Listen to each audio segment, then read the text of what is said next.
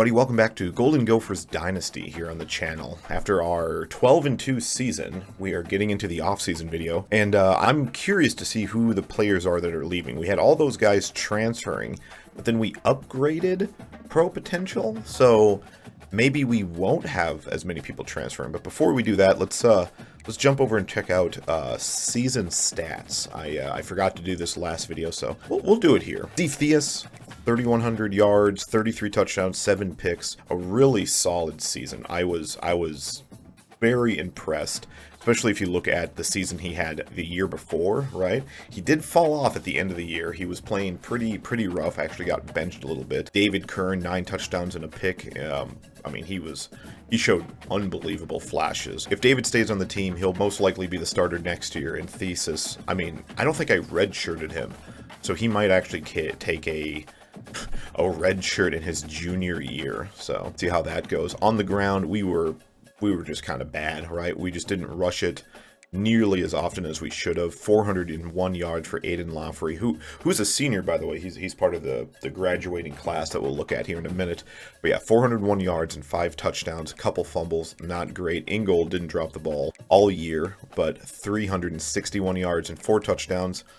I mean, we had good averages, 5 yards a carry for our 2 starting backs here, but maybe we'll tune the offense a little better with Cam Cook coming in the mix more. 4 rushing touchdowns for Steve Theus is not bad. TJ McWilliams went off, 89 catches, 1,155 yards, and 20 touchdowns. The kid is he's just electric. Comparing this with his season last year, I mean, he's on an upward trajectory.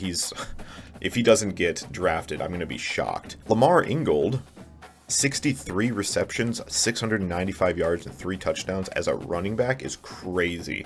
But that's just kind of the offense that we were running this year. We were not getting the wideouts involved nearly as often as we have in the past, right? Shakir Groves, 635 yards, 4 touchdowns, 40 receptions.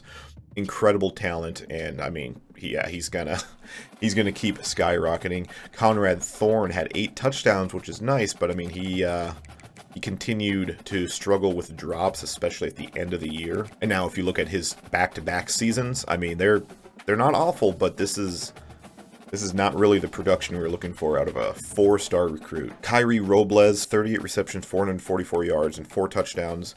Thought he had a better year than that. He felt like he was all over the place, but I guess not. Keyshawn Robinson, he does have a deal breaker. The fact that these other deal breakers are not showing up gives me some hope.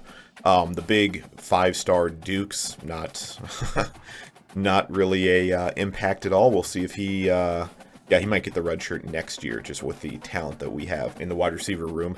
Defense, though, Adam Kasai, 21.5 sacks is insane. Adam Kasai might be the greatest football player the Gophers have ever had. And I just about didn't keep him on the team because I thought he transferred before. Like, in real life, I thought he transferred, so interesting. Jackson Howard, even with his injury, comes in, gets 14.5 sacks, 12.5 for the senior Hayden Schwartz. Just nuts, right? 87 overall. He'll probably be drafted if I had to guess. A little light, 6'4", 245. They're going to have to put some weight on him to play in the NFL. But the true freshman Ben Cobbs had 5.5 sacks. That's real good, too. Bernie Nicholson, a freshman, red-shirted freshman, 7 interceptions is nice. He got beat a fair amount of times, but he's going to be a cornerstone on this defense for years to come. Kerry Brown, 3 interceptions. It's not the best. He does play safety in real life, so I might actually kick him back to safety, depending on how development goes for the rest of the team. Theo Newsome, he's off the team, graduating this year. 82 overall, is probably just not going to get drafted. 3 interceptions is nice. He was actually in a race with Nicholson at the beginning of the year, but just kind of fell off towards the end. I think they kind of stopped throwing it towards his direction, so it's hard to get interceptions when they're not throwing at you. Maverick Baranowski had 2 interceptions, 68 tackles, 20 for loss, 4 sacks, 2 interceptions. Maverick Baranowski, he's not going to be drafted at 80 overall, but he's an absolute dog. Man. That's going to leave a giant hole in the middle of our defense when because he's a senior and he's gonzo, right? Coy Parrish, 85 tackles, 15 for loss, 3.5 sacks, and an interception. Finally making those big splash plays, right? In season 1, or I guess season 2, his red-shirted freshman season, he had a decent amount of tackles, but really nothing in terms of splash plays, right? This year, finally getting sacks. One interception is fine. 2 forced fumbles. Oh, man, this kid is finally turning it on, and we should see a huge jump in his development. 68 tackles, 2 picks for Coleman Bryson. He's just as solid as they come. Nothing, he's not going to play on Sundays, but he's a solid player right there, and I'm pretty happy that he got to spend his time here at the University of Minnesota. Anthony Coker, 59 tackles, 3 sacks. That's really nice. Joey Gerlach and Tyler Stolsky, they just never really had a shot here, basically, right? Like they were backups most of their career. I think Stolsky played quite a bit more last year than he did this year for us, but good kids, but it just didn't reach the actual heights of talent, right? 77 overall, 78 overall, just not going to be starting with those overalls, most likely. Unless you're, whatever. Anyways, with the stats out of the way, let's take a look at these players and see who's actually going to transfer. And nobody. And it looks like, I forgot Manny Spruce is on the team. But yeah, it looks like only the graduating players are going to leave the team. That's awesome. So we are going to be keeping Ben Cobbs and Byron Dukes and Keyshawn Robinson and of course David Kern, which might be the biggest keep that we get. So that's fantastic. And I guess I was wrong. Hayden Schwartz will not be drafted. I guess 87 overall is just not quite maybe it's his size. Maybe 245 is just a little too light. 85 overall, Ashton Beers. I could see him sneaking into the 7th, I guess. But Coleman Bryson, solid player. Baranowski, great player, just never got to the overall of a NFL player. Let's do draft results just to confirm nobody was drafted. Oh, Hayden Schwartz goes in the 5th round. Okay. Well, that's cool. I get another draft pick under my belt. That's cool. Overall, I am pretty impressed with our recruiting. Actually, I'm not going to put any points on you. You're a 2-star, and I haven't scouted you at all. Marvin Salem's a sick name, and he was interested in us, so. Chester Fina. What am I thinking here? Championship contender. Bring him in for that. And then dump 10 points on him, even though I don't know anything about him, so. 87 speed. We don't need. I don't want to waste those points, though, but I kind of just did waste those points. Well, if he comes in, throw a red shirt on him. Mateo Juravicius is an all-time name, so let's go 25.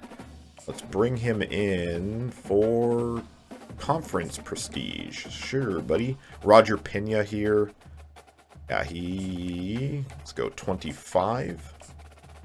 And bring him in as well for championship.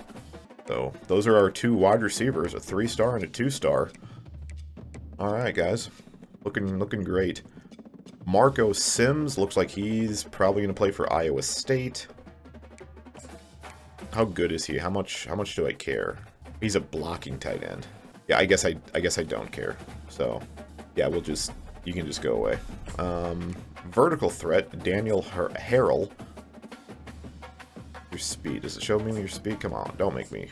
80 speed's kind of poopy, but all right. You get 25. Prince, the last name that will be changed. You get 25. You get to come in for conference prestige. DeMarco Coco is sweet, so let's try to get him in here. I said he's sweet. I haven't scouted him at all, so let's do that right now. Yeah, 77 man, not the worst ever, especially for a safety, right? He might play cornerback for us, 91 acceleration. So let's just keep him like that. Jonathan Gatson, you worth going after? Yes. Yes, you are.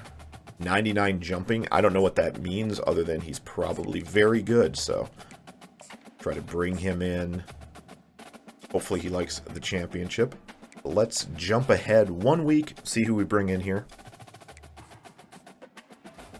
DeMarco Coco, Louisiana, probably going to be a cornerback for us. We'll check his stats when we're allowed to, I guess. Number 1 for the 3 stars that we like. Thanks for changing the screen on me. Man, that might be my biggest annoyance to this point. 4th for Livings, don't really care. 2nd for Skaggs, don't really care. And 2nd for Burrell, don't really care either. These 3 guys are transfers. They're backups at best, right? I mean, they're not gonna, unless they come in and absolutely blow me away. I'm not too worried about it. Bang! Hugh Drew. Nice. Welcome to the team. Mr. Nix. Manuel Nix. Welcome to the team.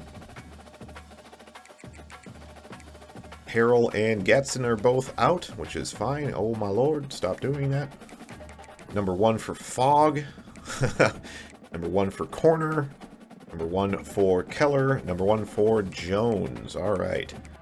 Alright, let's just skip to the National Recruiting Day here and see what we got. Prince, the last name, right tackle, signs. Great to see it. D'Angelo, corner. Man, that was a tough recruiting battle we were in, but we did actually get the Pennsylvania kid. Salem, welcome aboard. Teo, welcome aboard. Pena, welcome aboard. And we lose out on Greg Johnson, Matt Ento, and Cornell Fogg. All right. Now let's take a look at National Signing Day here. It's going to be rough with them. Salem is probably not a quarterback, but we'll see what happens. McCracken won't see the field for years with the guys that we currently have. DeAndre Jackson is 233 pounds, an absolute beast of a player, but I don't know when he'll see any field time with Cook and Lamar Ingold. I guess I could swap him to fullback, right? Kick out Max McPhee, put in DeAndre Jackson. That might be worth doing. Chester Finna, kind of the same idea. Whatever.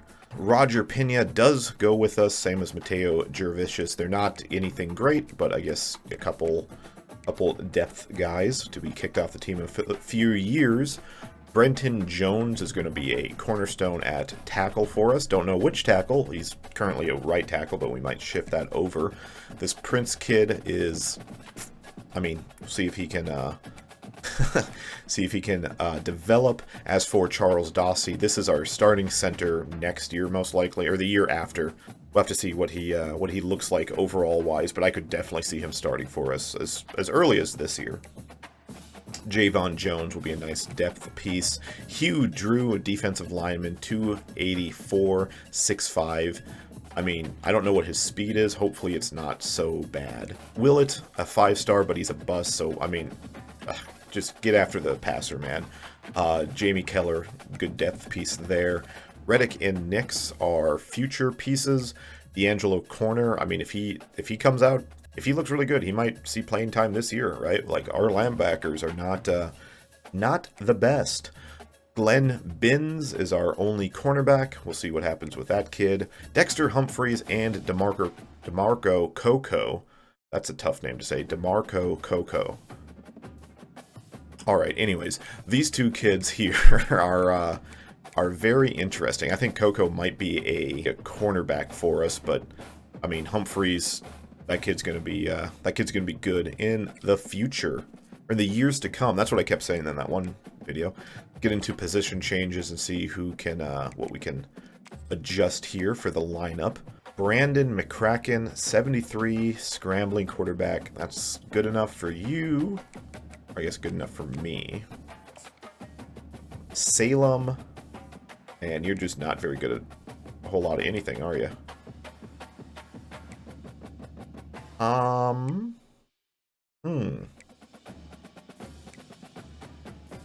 Let's put Salem at quarterback just to start off, and we'll see we'll see how things change. DeAndre Jackson. Oh, really? Jackson's better at defense, but I don't really need you to play defense. Like a 70 overall. Boy, that's tough. Okay, so I paused the recording, and I just went through and did all this without having to commentate. Not that my commentary is anything special. Chester Fina, 65 overall, throwing the red shirt on him. Hugh Horan will be the starting fullback. We're going to put the red shirt on Max McPhee. I mean, there's a huge difference in size, but Hugh Horan, he did try to put on some weight, I think 15 pounds in the offseason, so pretty happy about that. We still don't know what the starters are going to look like, obviously, because this is before development will hit a lot of these kids. But Roger Pena, oh man, 66 overall, just going to be riding the red shirt, same as Mateo Juravicius. The quarterback, Melvin Salem, I moved him to tight end. He's really light. He's really small. So this is just going to be a temporary place for him. Maybe he'll put on weight, right? I'm thinking possibly like a Taysom Hill situation in the years to come. But yeah, he's not going to see the field at all this year. True freshman Brenton Jones is a 75 overall, so he will be the starter next year at right tackle when Philip Daniels graduates and gets out of here. Doesn't have the attributes as some of the other recruits, but I mean 6'6" is a good size, and 1 year of red shirt, and he'll be in the 80s to start next year, or the year after next, I should say. I'm going to put the red shirt on Hugh Drew and Evan Reddick. Evan Reddick was the linebacker. We kicked him out to defensive end, though. His 77 speed is just not what we look for in linebackers. Ben Cobbs and Kevin Willett are interesting, but I might just redshirt both of them this year and have Randall and Owosu, since we use so many like rush packages with Carter Menz and Howard and Kasai. Even Josh Hopper is looking pretty sweet in terms of a rush defensive tackle. 73 speed is not what we look for in an end. So hopefully that's what we're going to do. Possibly we'll see how development goes. But yeah, Ben Cobbs, Kevin Willett, that's the future of the interior. Jamie Keller, I don't know, man. 66 speed at 290 pounds. Whatever. DeAndre Jackson, the running back, he's actually moved to outside linebacker this year. I just didn't have a place for him in the backfield. And at 233, 88 speed, or 86 speed, that's pretty sweet. Manuel Nix is the other red-shirted linebacker. 92 speed is swell. Nolan Dell and Marco Grimm will be fighting for this starting linebacker position here on the left side. On the right side, there's not going to be a battle. It's Alex Elliott. He will be the starting right side linebacker. Anthony Coker is the starting middle linebacker, with Dwayne Fields coming in a nickel most likely. 86 speed is nice. He's a former safety. Tyrone Rathman, 80 speed. I put him in the middle linebacker position just as a backup. And D'Angelo Corner will be the starter in the years to come. Look at that kid, man. 91 speed, 74 overall as a true freshman. As long as he doesn't transfer, which he shouldn't. Coach Prestige shouldn't be going down anytime soon. And as for cornerbacks, I did move DeMarco Coco to cornerbacks, to a cornerback position. 95 speed is insane, right? He was a good safety, but our safeties are set, so Coco goes to the cornerback field. He'll be red-shirted. He could potentially start at 77 overall. But yeah, he'll get the red shirt this year, as well as Len Binns will get the red shirt, and he might just be kicked off the team. He's got 86 speed. I just noticed this kid's got 82 speed. Yeah, I guess he'll just transfer. I don't want him on the team anymore. As for safeties, Coy Purich will continue his development, will be the starter until he goes to the NFL. Dexter Humphreys is a good backup, but he'll be getting the red shirt, so Stuckey is the true backup in this free safety. As for strong safety, Jazz Weber and Javier Callaway are going to be battling it out in the preseason. We'll see which one of these guys get the start. I think I would prefer... Callaway's got a little bit better speed, but I mean, I really like the traits on Jazz Weber. And he's got a deal breaker. He might leave after this season. He's a senior, so... Also, Jazz Weber. It's a cool name.